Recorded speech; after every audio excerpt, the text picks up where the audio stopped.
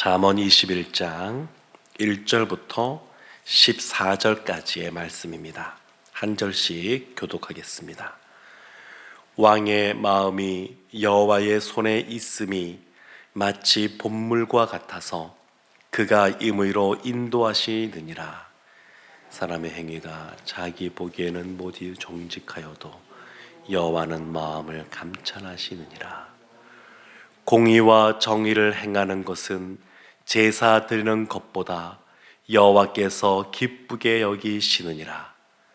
눈이 높은 것과 마음이 교만한 것과 악인이 형통한 것은 다 죄니라.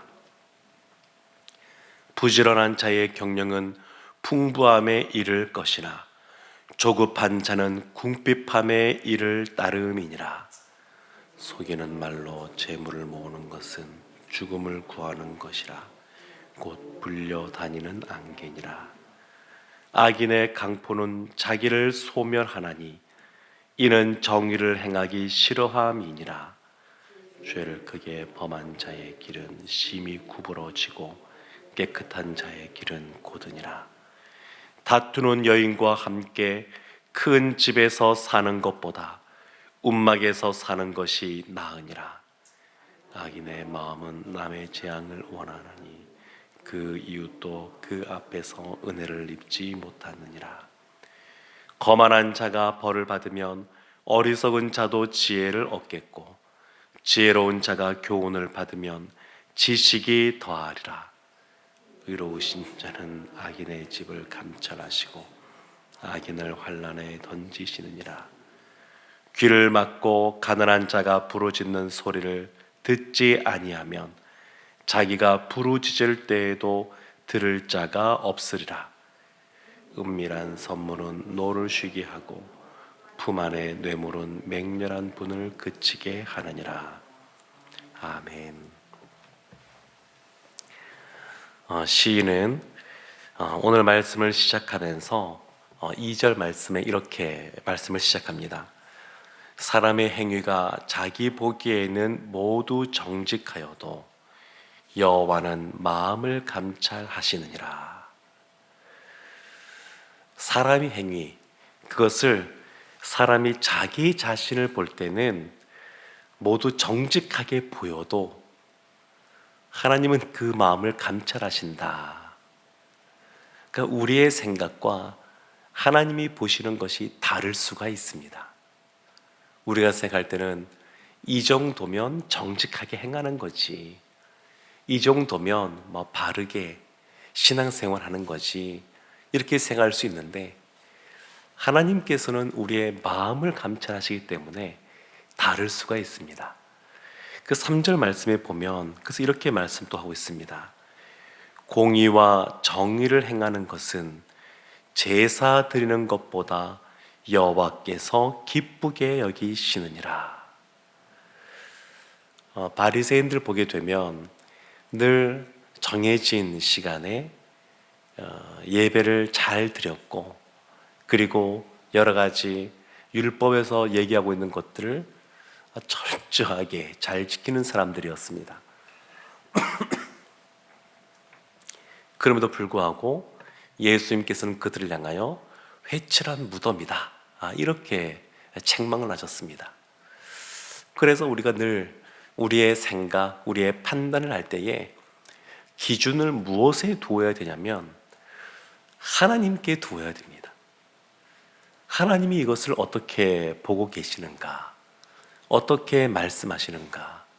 이것은 우리가 신앙생활하고 있는 이 교회 공동체에서 뿐만 아니라 우리 한 사람 한 사람이 살아가고 있는 삶의 모습에서도 늘 하나님의 말씀, 하나님의 보시는 시각, 하나님이 어떻게 생각하는지가 우리 삶의 기준이 되어야 됩니다. 건축을 하다 보게 되면 똑바로 이렇게 벽돌 같은 것들을 쌓아 올리기 위해서 다림줄이라고 하는 것을 이렇게 들어드립니다. 그래서 보면 밑에 추가 달려 있어서 중력의 법칙에 의해서 지구의 중심으로 늘 이쪽에 향하게 되는데, 근데 그것을 기준으로 딱 놓고 보면 사람이 쌓을 때는 똑바로 쌓은 것 같아도 자기 눈에 보긴 그래도 다림줄을 딱 드놓고는 보게 되면 조금 더 기울어지고 점점 기울어져 가는 것들을 볼 수 있습니다. 그래서 기울어지지 않도록 그와 같이 이 줄을 달아서 줄을 딱 내려뜨리고 그것을 기준으로 딱 이렇게 벽돌들을 쌓아 올라가는 겁니다. 기준이 있는 겁니다. 기준. 똑바른 기준. 수직으로 잘 쌓을 수 있는 기준이 있는 겁니다. 우리가 신앙생활을 하면서 교회 생활도 마찬가지인데 항상 이 기준이 있어야 됩니다.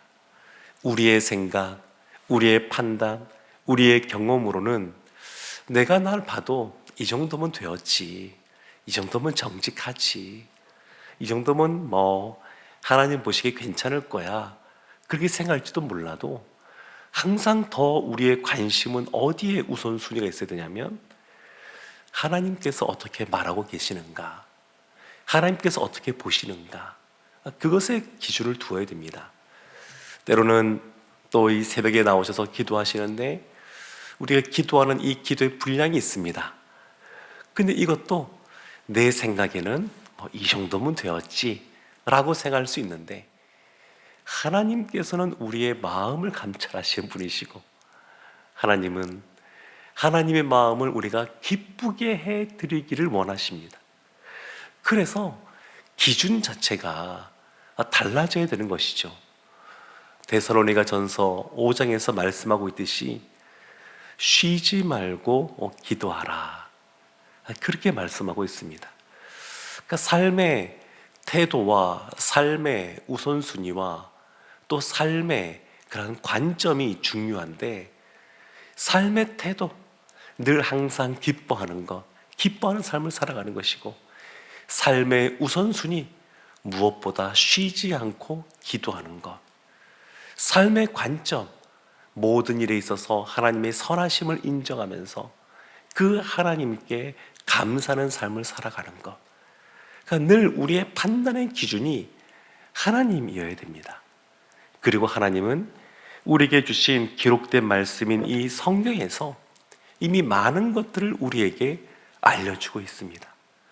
그래서 하나님이 원하시는 것이 무엇인가, 늘 그것이 기준이 됩니다.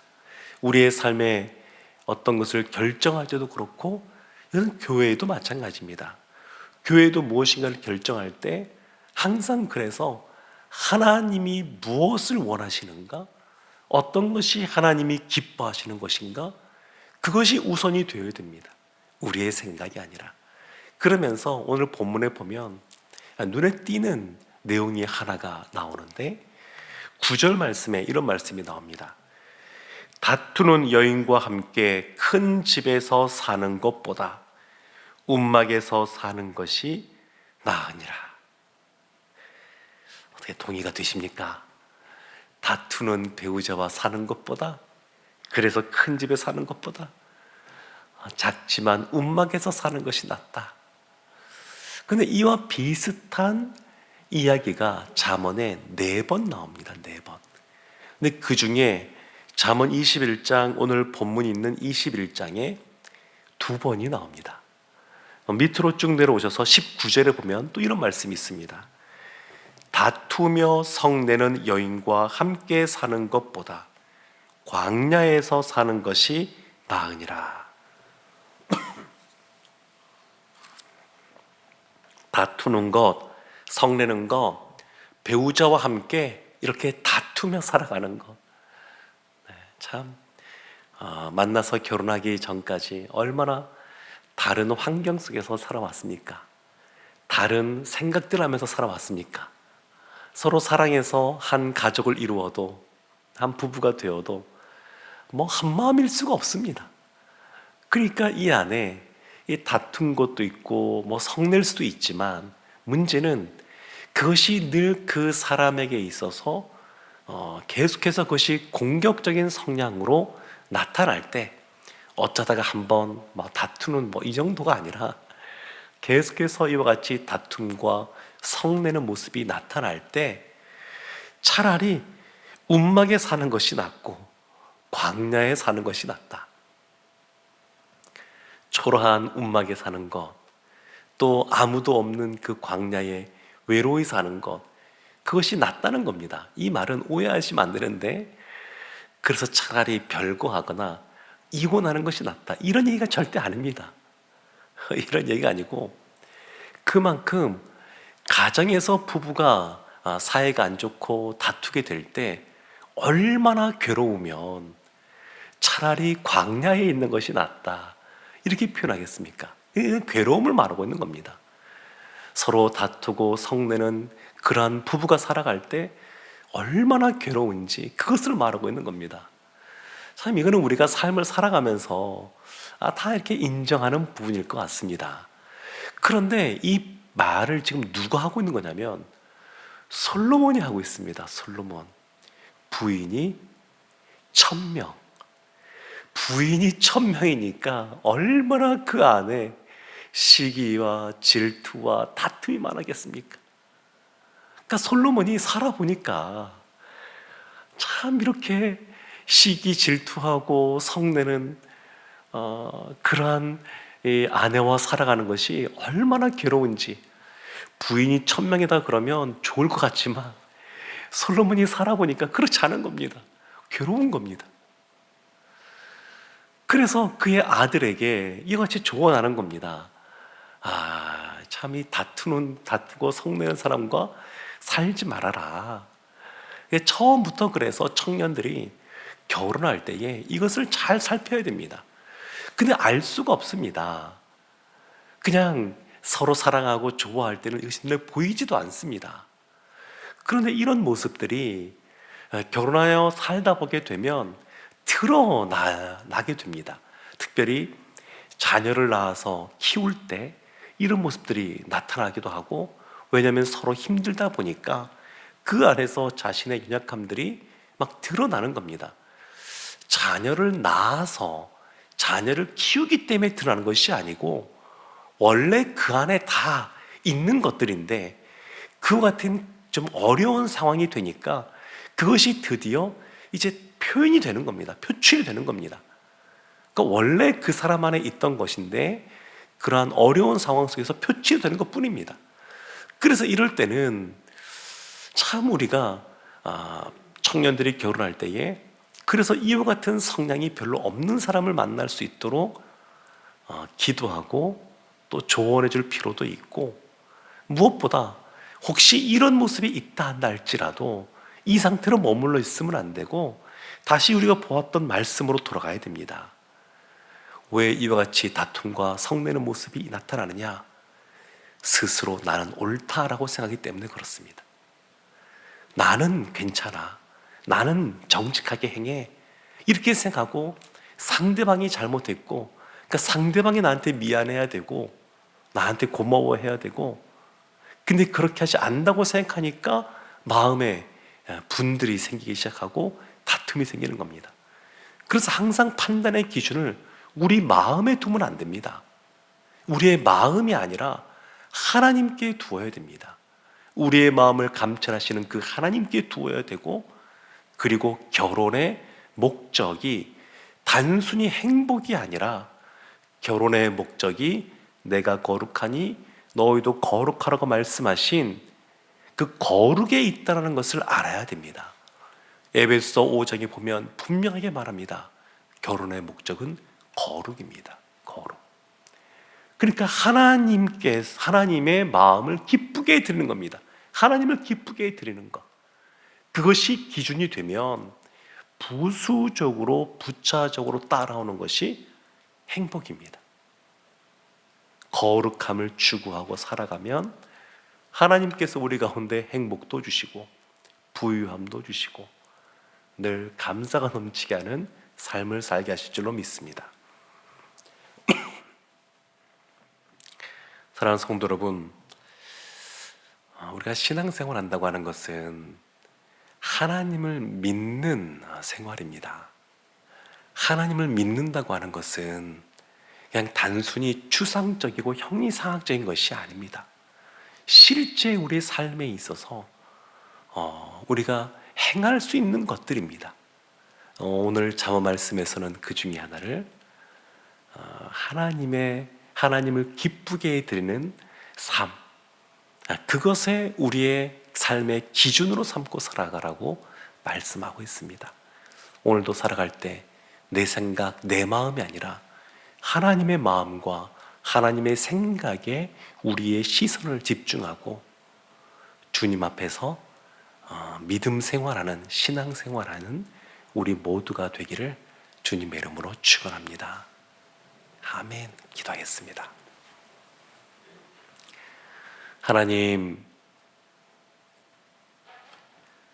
솔로몬의 이 지혜의 말씀을 보면서 우리의 죄악된 모습을 살펴보기를 원하고, 더 나아가 우리의 주관자 되시는 하나님께 시선을 맞추기를 원합니다. 늘 하나님이 기뻐하시는 삶을 살아가고 하나님께서 원하시는 삶을 살아가는 저희 모두가 되게 하여 주옵소서. 예수님의 이름으로 기도합니다. 아멘.